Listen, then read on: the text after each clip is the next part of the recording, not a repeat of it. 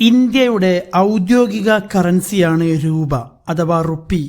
ഇന്ത്യക്ക് പുറമെ ലോകത്ത് വേറെ 5 രാജ്യങ്ങളിൽ ഔദ്യോഗിക കറൻസി രൂപയാണ്. അതിനെപ്പറ്റിയാണ് ഈ വീഡിയോ നിങ്ങൾക്ക് ഉപകാരമായെങ്കിൽ ഇത് ഷെയർ ചെയ്യാനും സബ്സ്ക്രൈബ് ചെയ്യാത്തവർ സബ്സ്ക്രൈബ് ചെയ്യാനും മറക്കരുത്. രൂപ എന്ന പദം സംസ്കൃത പദമായ റുപ്പിയ എന്നതിൽ നിന്നാണ് ഉത്ഭവിച്ചിരിക്കുന്നത്. റുപ്പിയ എന്ന സംസ്കൃത പദത്തിന് പരുവപ്പെടുത്തിയ വെള്ളി എന്നാണ് അർത്ഥം. ക്രിസ്തുവിന് മുമ്പേ രചിക്കപ്പെട്ട കൗടില്യൻ്റെ അർത്ഥശാസ്ത്രത്തിൽ വെള്ളി നാണയത്തിന് റുപ്യ എന്ന് ഉപയോഗിച്ചത് കാണാൻ സാധിക്കും. ഇന്ത്യയിൽ റുപ്പിയ എന്ന പേരിൽ ഒരു നാണയം കൊണ്ടുവന്നത് 16-ാം നൂറ്റാണ്ടിലെ ഡൽഹി ഭരണാധികാരിയായിരുന്ന ഷേർഷാ സൂരിയാണെന്ന് കരുതപ്പെടുന്നു. ഏതായാലും ഒരുപാട് പരിണാമങ്ങൾ സംഭവിച്ചതാണ് ഇന്ന് നാം ഉപയോഗിക്കുന്ന ഇന്ത്യൻ രൂപ. റിസർവ് ബാങ്ക് ഓഫ് ഇന്ത്യയാണ് ഇന്ത്യയിൽ കറൻസി പ്രസിദ്ധീകരിക്കുന്നത്. INR എന്നതാണ് ഇന്ത്യൻ രൂപയുടെ കോഡ്. 2010 ജൂലൈ 15 മുതൽ ഇന്ത്യൻ രൂപയ്ക്ക് ഒരു സിംബലും നിലവിൽ വന്നിട്ടുണ്ട്. ഇനി നമുക്ക് രൂപ ഔദ്യോഗിക കറൻസി ആയിട്ടുള്ള മറ്റു 5 രാജ്യങ്ങളെ നോക്കാം. നേപ്പാൾ, ഇന്ത്യയുടെ അയൽ രാജ്യമായ ഒരു ലാൻഡ് ലോക്ക്ഡ് രാജ്യമാണ് നേപ്പാൾ. കാഠ്മണ്ഡു ആണ് അതിൻ്റെ തലസ്ഥാനം.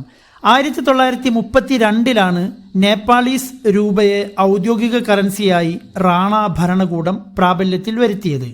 നേപ്പാൾ രാഷ്ട്ര ബാങ്കാണ് ഇന്ന് നേപ്പാളീസ് രൂപ പ്രസിദ്ധീകരിക്കുന്നത്. NPR എന്നതാണ് നേപ്പാളീസ് രൂപയുടെ കോഡ്. പാകിസ്ഥാൻ, ഇന്ത്യയുടെ അയൽ രാജ്യമായ പാകിസ്ഥാൻ ഇന്ത്യയുടെ സ്വാതന്ത്ര്യത്തോടെ വിഭജിച്ചു സ്വാതന്ത്ര്യം നേടിയ ഒരു രാജ്യമാണ്. അതുകൊണ്ട് തന്നെ സ്വാതന്ത്ര്യം വരെയും രൂപ തന്നെയായിരുന്നു പാകിസ്ഥാനിലെയും കറൻസി. സ്വാതന്ത്ര്യം നേടിയതിന് ശേഷം 1949 അവരുടെ ഔദ്യോഗിക കറൻസിയായി പാകിസ്ഥാനി റുപ്പിയെ അവർ തിരഞ്ഞെടുക്കുന്നത്. സ്റ്റേറ്റ് ബാങ്ക് ഓഫ് പാകിസ്ഥാൻ ആണ് ഇത് പ്രസിദ്ധീകരിക്കുന്നത്. PKR എന്ന കോഡാണ് അവർ ഉപയോഗിക്കുന്നത്. ശ്രീലങ്ക, ഇന്ത്യയുടെ തെക്കുഭാഗത്ത് സ്ഥിതി ചെയ്യുന്ന നമ്മുടെ ഒരു അയൽ രാജ്യമാണ് ശ്രീലങ്ക. 1796 മുതൽ 1948 വരെ ബ്രിട്ടീഷ് കോളനിയായിരുന്നു ശ്രീലങ്ക. 1869 ബ്രിട്ടീഷ് ഗവൺമെന്റ് ശ്രീലങ്കയുടെ കറൻസിയായി രൂപയെ തീരുമാനിച്ചത്. സിലോൺ റുപ്പി എന്നാണ് അന്ന് അത് അറിയപ്പെട്ടത്. 1948 ശ്രീലങ്കയ്ക്ക് സ്വാതന്ത്ര്യം ലഭിച്ചപ്പോൾ നിലവിലെ രൂപ അതേപോലെ കറൻസിയായി അവർ നിലനിർത്തി. സെൻട്രൽ ബാങ്ക് ഓഫ് ശ്രീലങ്കയാണ് ശ്രീലങ്കൻ കറൻസി അടിച്ചിറക്കുന്നത്. LKR എന്നതാണ് അതിൻ്റെ കോഡ്. മൗറീഷ്യസ്, ഇന്ത്യൻ മഹാസമുദ്രത്തിൽ സ്ഥിതി ചെയ്യുന്ന ഒരു ആഫ്രിക്കൻ രാജ്യമാണ് മൗറീഷ്യസ്. പോർട്ട് ലൂയിസ് ആണ് അതിൻ്റെ തലസ്ഥാനം. 1810 മുതൽ 1968 വരെ ബ്രിട്ടന്റെ കോളനിയായിരുന്നു മൗറീഷ്യസ്. ബ്രിട്ടന്റെ മറ്റൊരു കോളനിയായിരുന്നല്ലോ നമ്മുടെ ഇന്ത്യ. ഈ ഒരു ബ്രിട്ടീഷ് സ്വാധീനമാണ് രൂപയെ മൗറീഷ്യസിലും എത്തിച്ചത്. 1968 മൗറീഷ്യസ് ബ്രിട്ടനിൽ നിന്ന് സ്വാതന്ത്ര്യം നേടിയപ്പോൾ രൂപയെ കറൻസിയായി അവർ നിലനിർത്തി. ബാങ്ക് ഓഫ് മൗറീഷ്യസ് ആണ് മൗറീഷ്യൻ കറൻസി പ്രസിദ്ധീകരിക്കുന്നത്. MUR എന്നതാണ് മൗറീഷ്യൻ രൂപയുടെ കോഡ്.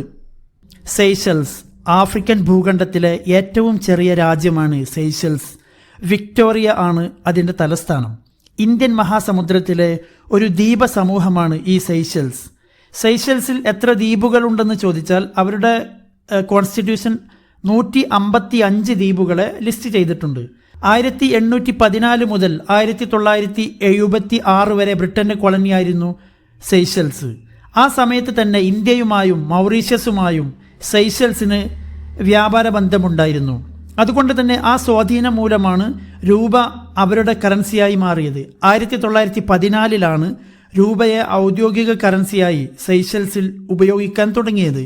ബ്രിട്ടന്റെ കോളനിയായ സമയത്തായിരുന്നു അത്. എന്നാൽ 1976 സെയ്ഷൽസ് സ്വാതന്ത്ര്യം നേടിയപ്പോൾ അവർ രൂപയെ കറൻസിയായി നിലനിർത്തുകയായിരുന്നു.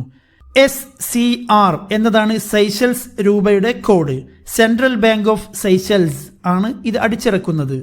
ഇനി നമുക്ക് ഈ രാജ്യങ്ങളുടെ രൂപയുടെ മൂല്യത്തെ ഇന്ത്യൻ രൂപയുടെ മൂല്യവുമായി ഒന്ന് കമ്പയർ ചെയ്തു നോക്കാം. ഇന്നത്തെ റേറ്റ്, അതായത് 2025 ജൂൺ 4 എക്സ്ചേഞ്ച് റേറ്റ് ആണ് പറയുന്നത്. ഒരു ഇന്ത്യൻ രൂപ 3.49 ശ്രീലങ്കൻ രൂപയ്ക്ക് തുല്യമാണ്. ഇനി നേപ്പാളീസ് രൂപയുടെ മൂല്യം നോക്കുമ്പോൾ ഒരു ഇന്ത്യൻ രൂപ 1.6 നേപ്പാളി രൂപയ്ക്ക് തുല്യമാണ്. ഇനി പാകിസ്ഥാനി രൂപയുടെ മൂല്യം 3.28 പാകിസ്ഥാനി രൂപയ്ക്ക് തുല്യമാണ് ഒരു ഇന്ത്യൻ രൂപ. മൗറീഷ്യൻ രൂപയാവട്ടെ ഒരു ഇന്ത്യൻ രൂപ എന്നത് 0.53 മൗറീഷ്യൻ രൂപയ്ക്ക് തുല്യമാണ്. ശ്രീലങ്ക, നേപ്പാൾ, പാകിസ്ഥാൻ എന്നീ രാജ്യങ്ങളുടെ രൂപയുടെ മൂല്യം ഇന്ത്യൻ രൂപയേക്കാൾ കുറവാണ്. എന്നാൽ മൗറീഷ്യൻ രൂപക്കാവട്ടെ ഇന്ത്യൻ രൂപയേക്കാൾ മൂല്യമുണ്ട് എന്നും കാണാം.